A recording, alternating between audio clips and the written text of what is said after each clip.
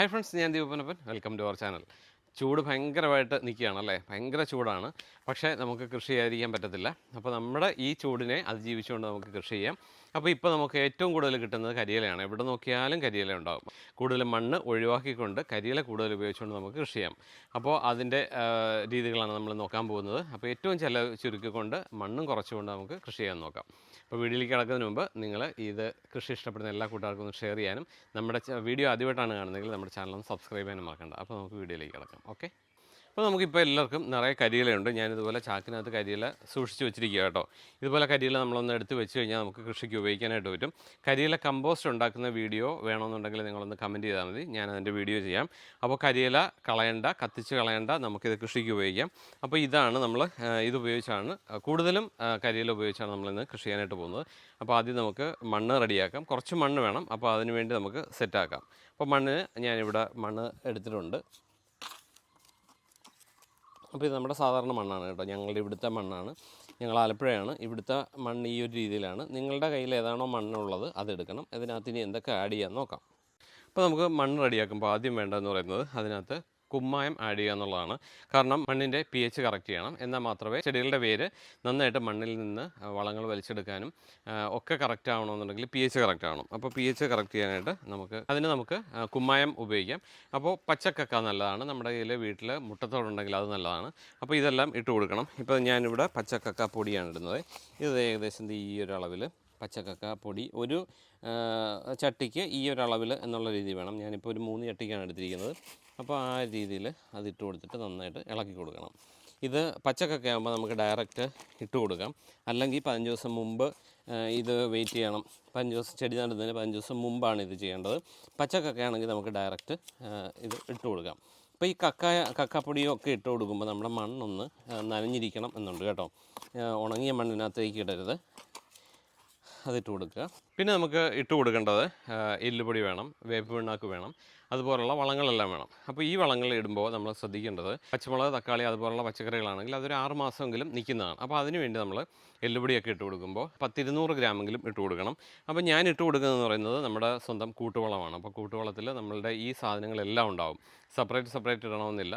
എല്ലുപൊടി, വേപ്പ് പിണ്ണാക്ക്, ലെതർ മീലുണ്ടാവും. അങ്ങനെയുള്ള കുറേ വളങ്ങൾ കൂടിച്ചേർന്ന ഒരു മിശ്രിതമാണിത്. ഇതാണ് ഈ കൂട്ടുവളം എന്ന് പറയുന്നത്. ഇതാണ് കൂട്ടുവളം. അപ്പോൾ ഇതിനകത്ത് ഈ വളങ്ങളെല്ലാം ഉണ്ടാവും. അപ്പോൾ ഒരു ചട്ടിക്ക് ഒരു 200 ഗ്രാം എങ്കിലും വേണം. ശരിക്കും ഈ കൂട്ടുവളം ലയിച്ച് വരാനായിട്ട് കുറച്ച് സമയമെടുക്കും.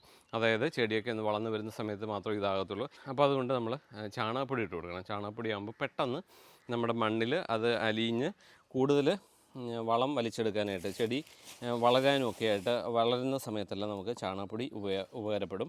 അപ്പോൾ അത് കഴിയുമ്പോഴത്തേക്കും നമ്മുടെ ഈ ഒരു കൂട്ടുവളം ആക്ട് ചെയ്യുകയും നല്ല രീതിയിൽ കായ്ഫലം ഉണ്ടാകുകയും ചെയ്യും. അപ്പം ഇതൊക്കെ ഇട്ട് നമുക്ക് സെറ്റ് ചെയ്ത് വെക്കാം. അപ്പോൾ ഇത് കുറച്ച് മണ്ണേ ഞാൻ എടുത്തിട്ടുള്ളൂ. ഇതിപ്പോൾ 3 ചട്ടിയിലേക്കുള്ള കുറച്ച് മണ്ണേ ഉള്ളൂ. അപ്പോൾ ബാക്കി നമുക്കിനി ഇത് നിറച്ച് കൊടുക്കാം. അപ്പോൾ നമ്മൾ ഈ ചട്ടിയിലാണ് നടുന്നത്. നമ്മൾ ചട്ടിയൊക്കെ എടുക്കുമ്പോൾ അത്യാവശ്യം കുറച്ച് വലിയ ചട്ടിയൊക്കെ എടുക്കുന്നതായിരിക്കും നല്ലത് കേട്ടോ. അപ്പോൾ ഞാൻ ഈ ഒരു ചട്ടി എടുത്തു. അപ്പോൾ അതിനകത്ത് കുറച്ച് മണ്ണ് ഇട്ടിട്ടുണ്ട്. നമ്മുടെ സാധാരണ മണ്ണ് ഏതാണോ അത് വളരെ കുറച്ച് ഇട്ടിട്ടുള്ളൂ.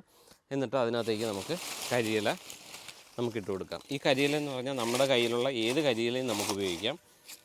ഇന്ന കരിയില മോശമാണോ അങ്ങനെയൊന്നുമില്ല. എന്നിട്ട് അതിനകത്തേക്ക് നമുക്ക് കുറച്ച് മണ്ണ് ഇതിനകത്തേക്ക് ഇട്ട് കൊടുക്കാം. ഈ മണ്ണൊന്ന് നനച്ച് കൊടുക്കുന്നത് നല്ലതാണ് കേട്ടോ. എന്നിട്ട് ബാക്കി കരിയില നമ്മളിട്ടു. ഈ കരിയില ഇടുന്നതിൻ്റെ ഒരു ഗുണമെന്ന് പറയുന്നത് ശരിക്കും ഈ കരിയില കമ്പോസ്റ്റ് നമ്മൾ ബ്ലാക്ക് ഗോൾഡ് എന്നാണ് അറിയപ്പെടുന്നത്. നമ്മുടെ മണ്ണിൽ ജലാംശം നിലനിർത്താനും മണ്ണിന് ആവശ്യമായുള്ള പോഷകഘടകങ്ങളെല്ലാം ഈ കരിയിലയിൽ നിന്ന് കിട്ടും. കരിയിലയിൽ കാർബൺ കൂടുതലാണ്. അപ്പോൾ അതുകൊണ്ട് തന്നെ ചെടിക്ക് ആവശ്യമായിട്ടുള്ള എല്ലാ പോഷകാഹാരങ്ങളും അതിനകത്തുനിന്ന് കിട്ടും.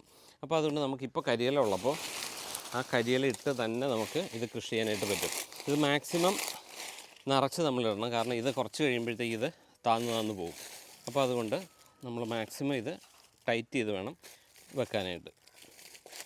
അപ്പോൾ നമ്മൾ ഏകദേശം ഇത്രയും കരിയിലയും മണ്ണും കൂടി ഇട്ടു. ഇനി നമുക്ക് ചെടി നടാനുള്ള സ്ഥലത്ത് കംപ്ലീറ്റ് ആയിട്ട് നമുക്ക് മണ്ണിട്ട് കൊടുക്കാം. നമുക്ക് ബാക്കി മണ്ണ് നമുക്ക് ഇതിൻ്റെ സൈഡിലെല്ലാം നന്നായിട്ട് വെച്ച് കൊടുക്കണം. എന്നാൽ മാത്രമേ ഇത് നല്ല രീതിയിൽ നടുക്ക് ഒരു ചെറിയൊരു സ്പേസ് ഉണ്ടാക്കി അവിടെ വേണം നമുക്ക് ചെടി നടാനായിട്ട്. അപ്പോൾ ഇതുപോലുള്ള സാധനങ്ങളൊക്കെ ഞാൻ വാങ്ങിച്ചിരിക്കുന്നത് ഗോഫ് ഓർഗാനിക്സ് എന്ന് പറയുന്ന വെബ്സൈറ്റിൽ നിന്നാണ്. ഞാൻ അതിൻ്റെ അഡ്രസ്സ് കൊടുത്തേക്കാം. അവിടെ നമുക്ക് ചെടികൾക്ക് നമുക്ക് കൃഷിക്ക് ആവശ്യമായ എല്ലാ സാധനങ്ങളും അവിടെ ഉണ്ട് കേട്ടോ. അപ്പോൾ അത് വാങ്ങിക്കുന്നത് നല്ലതാണ്. നോക്കിയേ, ഇപ്പോൾ ഇതിനകത്ത് വളരെ സിമ്പിളായിട്ട് നമുക്കിത് ഉയർത്തി മാറ്റാനും പറ്റും. അത്യാവശ്യം നല്ല രീതിയിൽ കരിയിലയും എത്തിയിട്ടുണ്ട് ഇതിനകത്ത്. അപ്പോൾ നമ്മൾ ഈ രീതി വെച്ചു. ഇനി നമുക്ക് തക്കാളി നട്ടു കൊടുക്കാം. അപ്പോൾ നമുക്ക് തക്കാളി വെക്കാം. അപ്പോൾ ഈ പറഞ്ഞതുപോലെ നമ്മളിതൊക്കെ വെക്കുമ്പോൾ ഏകദേശം വൈകുന്നേര സമയങ്ങളിൽ വേണം വെക്കാനായിട്ട്. കാരണം ഇപ്പോൾ നല്ല ചൂടാണ്. പിന്നെ ഇതിന് തണൽ കൊടുക്കാനായിട്ട് മറക്കരുത്, നല്ല ചൂടാണ്. അപ്പോൾ ഇത് നമ്മൾ ചെറിയൊരു കുഴി അവിടെ എടുത്തതിന് ശേഷം അതിനകത്തേക്ക് നമ്മുടെ തക്കാളി വെച്ച് കൊടുക്കുക. മാക്സിമം താത്തി വെക്കുക. ഇത് കുറച്ച് കഴിയുമ്പോൾ ഇതങ്ങ് പതുക്കെ ഇരുന്നോളും. അപ്പോൾ ഇത് പതുക്കെ അങ്ങ് പൊക്കോളും. അപ്പോൾ നമ്മുടെ കയ്യിലുള്ള കരിയില ഇതുപോലെ ഉപയോഗിച്ച് നമുക്ക് നല്ല രീതിയിൽ കൃഷി ചെയ്യാനായിട്ട് പറ്റും. അപ്പോൾ നിങ്ങളെല്ലാവരും ഒന്ന് ചെയ്ത് നോക്കുക. അപ്പോൾ ഏത് രീതിയിലാണ് നിങ്ങൾ കൃഷി ചെയ്യുന്നതെന്ന് കമൻറ്റ് ചെയ്ത് കഴിഞ്ഞാൽ ബാക്കിയുള്ളവർക്കൊക്കെ പ്രയോജനമാകും. അപ്പോൾ കരിയില ഇപ്പോൾ ഒത്തിരി കിട്ടുന്നതാണ്. നിങ്ങളെല്ലാവരും കത്തിച്ച് കളയാതെ ഇതുപോലെ കൃഷിക്ക് ഉപയോഗിക്കുക. ഏറ്റവും കൂടുതൽ കരിയില ഉപയോഗിക്കാനായിട്ട് നോക്കണം. നമ്മുടെ കയ്യിൽ എന്തൊക്കെയാണോ ഉള്ളത് അതുകൊണ്ട് നമ്മൾ കൂടുതൽ കൃഷി ചെയ്യാനായിട്ട് നോക്കണം. അപ്പോൾ കരിയില കമ്പോസ്റ്റ് ഉണ്ടാക്കുന്നത് എങ്ങനെയാണെന്നുള്ളത് വേണമെന്നുണ്ടെങ്കിൽ നമുക്ക് ഒന്ന് പറഞ്ഞാൽ മതി, ഞാൻ വീഡിയോ ചെയ്യാം. അപ്പോൾ ഇൻസ്റ്റാഗ്രാം പേജ് ഫോളോ ചെയ്യാൻ മറക്കണ്ട. അതിനകത്ത് നമ്മുടെ റീൽസ് നമ്മളിടുന്നുണ്ട്. അപ്പോൾ നമ്മളിപ്പോൾ കുമ്മായി വിട്ട് കൊടുത്തിരിക്കുന്നതുകൊണ്ടാണ് നമ്മൾ സ്യൂഡോമോണസ് ഒഴിച്ചു കൊടുക്കാഞ്ഞത്. ശരിക്കും തക്കാളി വെച്ച് കഴിഞ്ഞാൽ സ്യൂഡോമോണസ് അത്യാവശ്യമായിട്ട് ഒഴിച്ചു കൊടുക്കേണ്ടതാണ്. ഞാൻ ഒരു 5-6 ദിവസം കഴിയുമ്പോഴത്തേക്കും സ്യൂഡോമോണസ് ഒഴിച്ചു കൊടുക്കും. അപ്പോൾ അത് മറക്കരുത്. ഇപ്പോൾ നമുക്ക് വെള്ളം ഒഴിച്ചു കൊടുക്കാം. അപ്പോൾ ഇപ്പോൾ ചൂടായതുകൊണ്ട് തന്നെ 2 നേരമെങ്കിലും വെള്ളം ഒഴിക്കാനായിട്ട് നോക്കണം. അപ്പോൾ ആ സ്ഥലത്ത് വെള്ളം ഒഴിച്ച് സെറ്റാക്കുക. അപ്പോൾ ഈ ചെടി നല്ല രീതിയിൽ വളർന്നു വരും. അപ്പോൾ ഇതിൻ്റെ അപ്ഡേഷനൊക്കെ നമ്മുടെ ചാനലിലുണ്ടാകും. അപ്പോൾ തൽക്കാലം നിർത്താൻ, വീണ്ടും നല്ലൊരു വീഡിയോയിലൂടെ അടുത്ത ദിവസം കാണാം. അതുവരേക്കും ബൈ.